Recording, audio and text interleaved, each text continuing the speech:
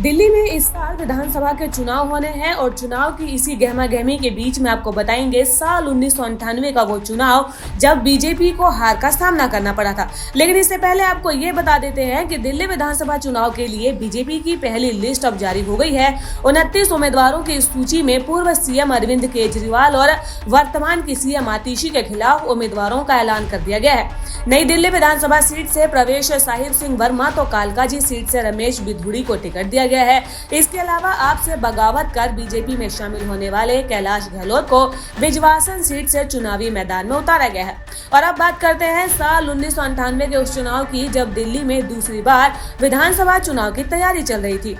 उस वक्त प्याज के दाम आसमान छू रहे थे। 60 से 80 रुपए प्रति किलो इसकी कीमत पहुंच गई थी। जनता काफी नाराज थी। विपक्ष को सरकार पर तीखे हमले करने का सुनहरा मौका मिला था। दिल्ली में उस समय बीजेपी की सरकार थी और मुख्यमंत्री साहिब सिंह वर्मा के नेतृत्व में काम कर रही थी। हालांकि पार्टी के अंदरूनी संगठन में भी असंतोष और कलह साफ दिख रही थी। बीजेपी नेतृत्व को यह महसूस हुआ कि जनता के गुस्से को शांत करने और चुनावी परिणामों पर संभावित नकारात्मक असर को कम करने के लिए मुख्यमंत्री बदलना एक कारगर कदम होगा।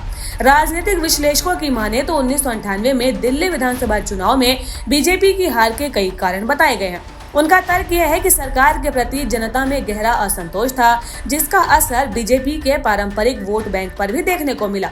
गरीब और मध्यम वर्ग ने पार्टी से मुंह मोड़ लिया। युवा, शिक्षित और सवर्ण वर्ग जो बीजेपी का मजबूत आधार माने जाते थे, उसने भी इस बार बीजेपी से दूरी बना ली थी।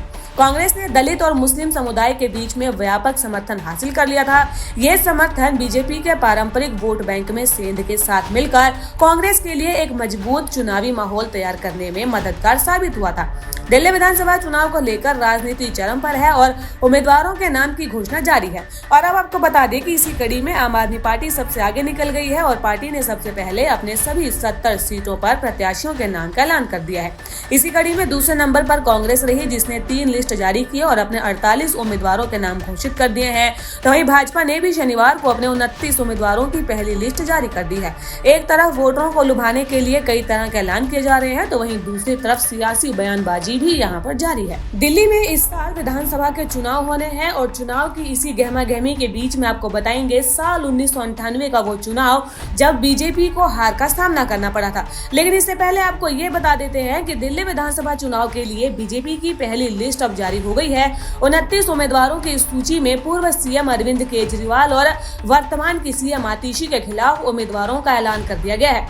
नई दिल्ली विधानसभा सीट से प्रवेश साहिब सिंह वर्मा तो कालकाजी सीट से रमेश बिधूड़ी को टिकट दिया गया है।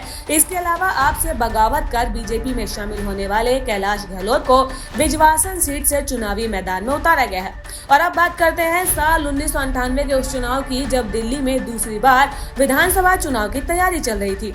उस वक्त प्याज के दाम आसमान छू रहे थे। 60 से 80 रुपए प्रति किलो इसकी कीमत पहुंच गई थी। जनता काफी नाराज थी। विपक्ष को सरकार पर तीखे हमले करने का सुनहरा मौका मिला था। दिल्ली में उस समय बीजेपी की सरकार थी और मुख्यमंत्री साहिब सिंह वर्मा के नेतृत्व में काम कर रही थी। हालांकि पार्टी के अंदरूनी संगठन में भी असंतोष और कलह साफ दिख रही थी। बीजेपी नेतृत्व को यह महसूस हुआ कि जनता के गुस्से को शांत करने और चुनावी परिणामों पर संभावित नकारात्मक असर को कम करने के लिए मुख्यमंत्री बदलना एक कारगर कदम होगा। राजनीतिक विश्लेषकों की माने तो 1998 में दिल्ली विधानसभा चुनाव में बीजेपी की हार के कई कारण बताए गए हैं। उनका तर्क यह है कि सरकार के प्रति जनता में गहरा असंतोष था, जिसका असर बीजेपी के पारंपरिक वोट बैंक पर भी देखने को मिला। गरीब और मध्यम वर्ग ने पार्टी से मुंह मोड़ लिया। युवा, शिक्षित और सवर्ण वर्ग जो बीजेपी का मजबूत आधार माने जाते थे, उसने भी इस बार बीजेपी से दूरी बना ली थी।